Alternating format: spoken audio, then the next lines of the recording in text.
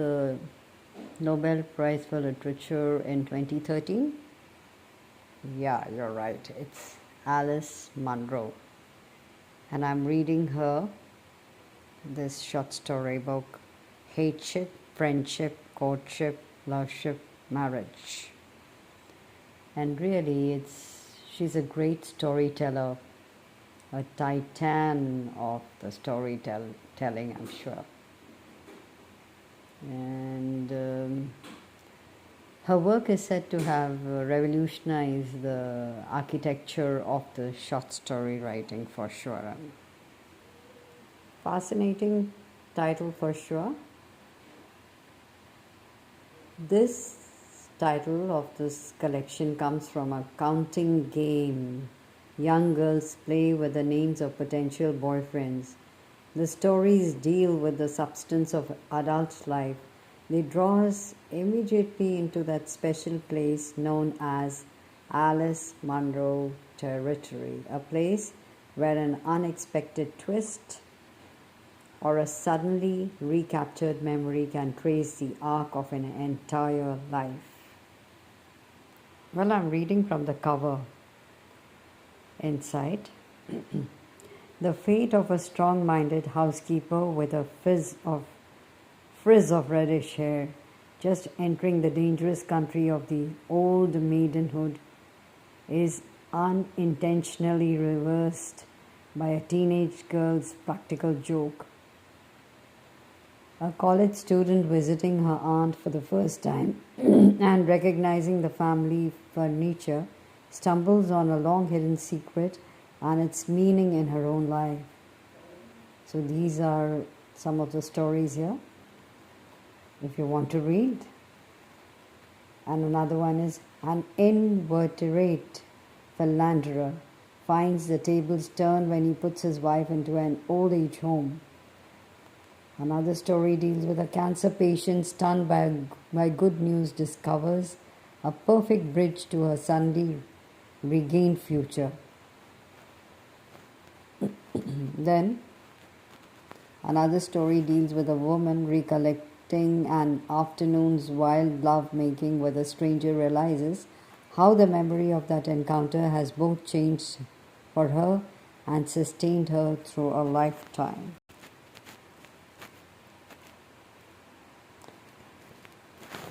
Personal histories, both complex and simple, unfold in rich detail of circumstance and feeling in this astonishing collection of stories which provide further reason for why, as Carol Shields once pointed out, Alice Munro is a contemporary Chekhov.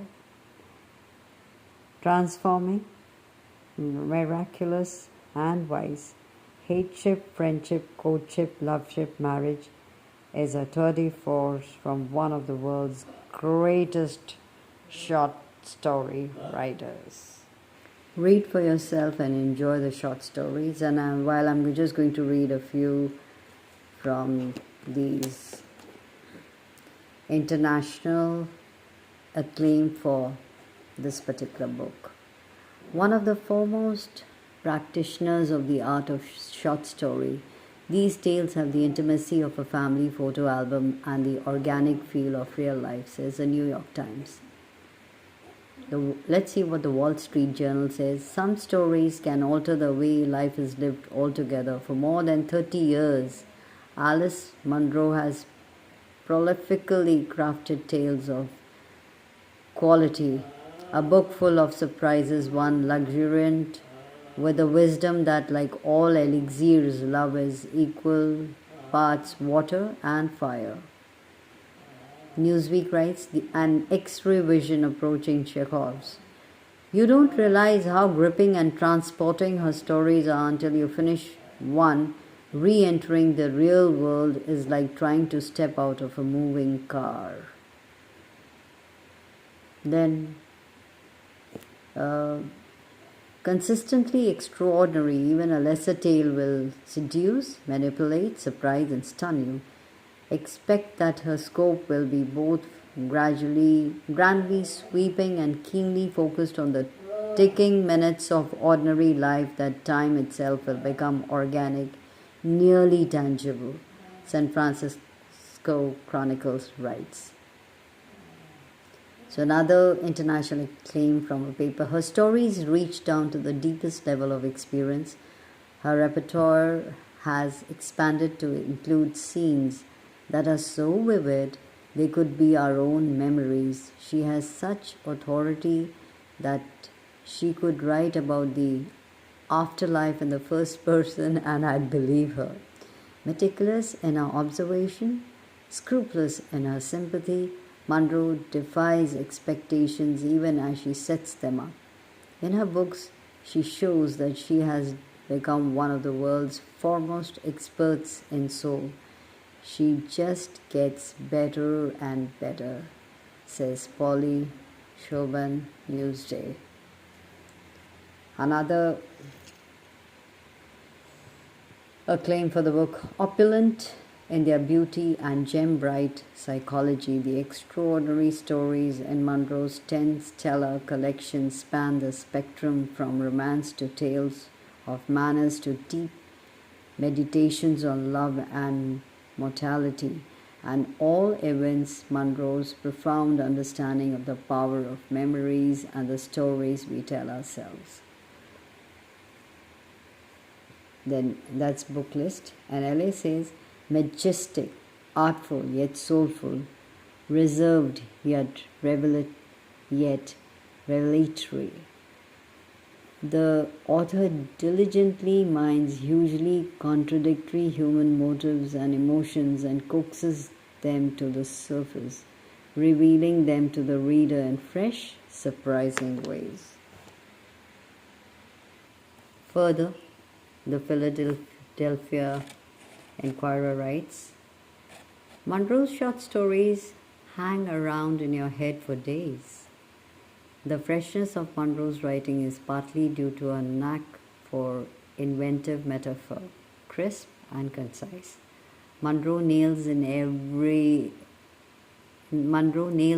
every time. She has in common with Henry James the uncanny ability to distill in a moment, through the smallest of gestures or glances, a no-turning-back revelation that alters a character's life and quite often chills the reader. Then the New York Times Book Review has to say, surely Munro's best yet. Munro has made certain fictional places and a fictional voice unmistakably and distinctively her own. Her individual sentences behave with a witty toughness that is the equal of either Flannery O'Connor's or Eudora Welty's. Now I don't know who these authors are, I haven't ever read them. So the New York Times Book Review has compared her to these people. Then more coming. More polished and profound than she has ever been, Munro is the preeminent practitioner of the short story and one of the most brilliant writers in any genre in the world today. Then you have Los Angeles Times Book Review writes, a writer to cherish, the sheer spaciousness of Munro's storytelling, her gift for surprising us with the truth about ourselves, her has transcended national boundaries. The details are precise, hilarious. Her observations are as acute as the photographic images of Dorothy Lang and Walker Evans. Her short stories will be as enduring. So even I haven't read Dorothy Lang, etc. Just see, I'm reading these out because I had no words to explain, and the way these people have acclaimed her, these journals or these people have given her an acclaim is noteworthy for you to read her. So about this book, the Star Tribune, Minneapolis writes, masterful. These 9 stories are perfectly formed, yet so expansive that it is almost an insult to call them short stories.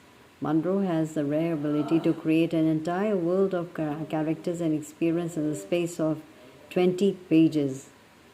The stories are compelling, seemingly simple in style, but with marvelous complex plots that twist with changes in fate and fortune. Now, the Chicago Tribune has to say, a master storyteller at the top of a form.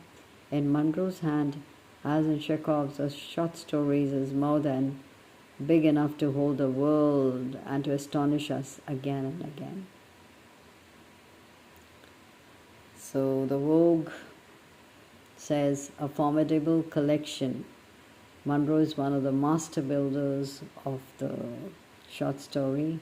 When we finally walk away from these stories and look back at them, they look like nothing less than life itself.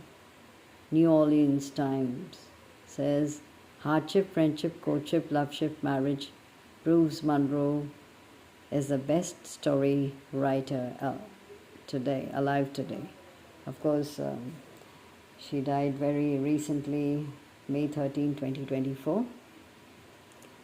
She is a master at blending art and soul. It's by Penguin Canada. So here is the ISBN number for you, and a little bit from the back cover. Winner of the 2002 Commonwealth Writers' Prize for the best book published in Canada or the Caribbean.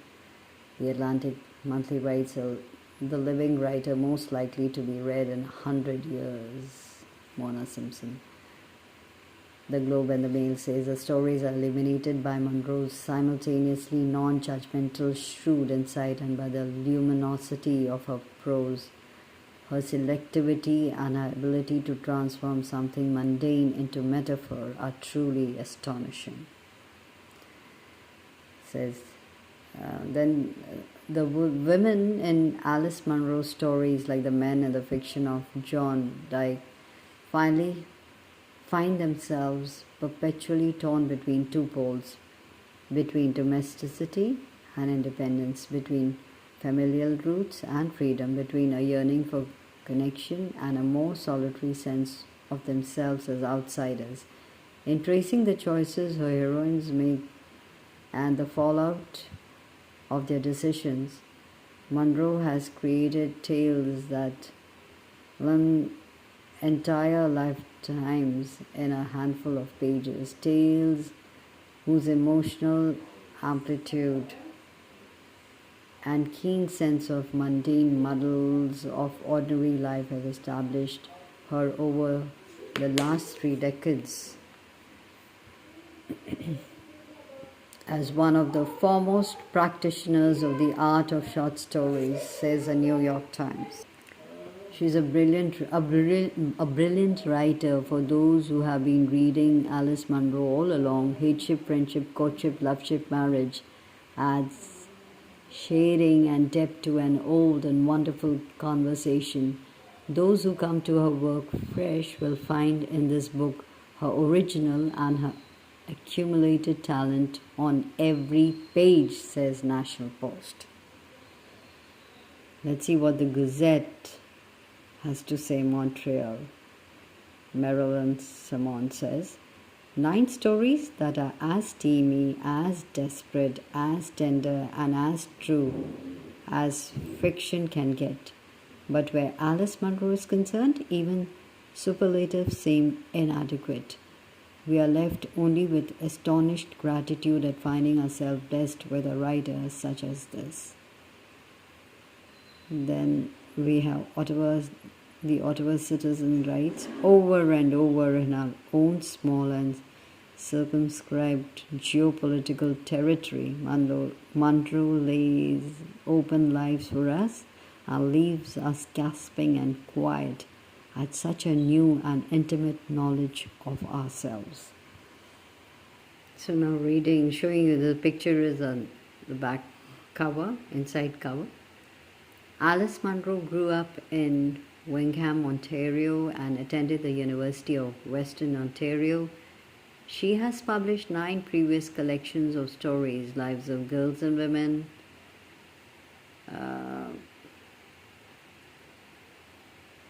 Dance of the Happy Shades, Something I've Been Meaning to Tell You, Who Do You Think You Are? Then The Moons of Jupiter, The Progress of Love, Friends of My Youth, Open Secrets, The Love of a Good Woman, as well as selected stories, and anthology of stories called From Her Dazzling Body of Work, culled from. An anthology of stories culled from her dazzling body of works, all available from Penguin Books, Canada. So during her distinguished career, she has been the recipient of many awards and prizes. Alice Munro's stories appear regularly in the New Yorker as well as in the Atlantic Monthly, Saturday Night, and the Paris Review. She and her husband divide their time between Clinton, Ontario, etc. I'm going to read from the first page of the first story, Hateship, Friendship, Courtship, Loveship, Marriage. See the way she writes. Years ago, before the train stopped running on so many of the branch lines, a woman with a high freckled forehead and a frizz of reddish hair came into the railway station and inquired about shipping furniture. The station agent often tried a little teasing with women, especially the plain ones who seemed to appreciate it. Furniture, he said, as if nobody had ever had such an idea before. Well, now, what kind of furniture are we talking about? A dining room table and 6 chairs, a full bedroom, so a sofa, coffee table, end tables, a floor lamp, also a china cabinet and a buffet. What? You mean a house full? It shouldn't count as that much, she said. There is no kitchen things and only enough for 1 bedroom. Her teeth were crowded to the front of her mouth as if they were ready for an argument. You'll be needing the truck, he said. No, I want to send it on the train. It's going out west to Saskatchewan. She spoke to him in a loud voice as if he was deaf or stupid, and there was something wrong with the way she, etc. So you see the way, the line, if you just read the first line and you're in it. You want to know what's there. So pick up your book, read, and enjoy.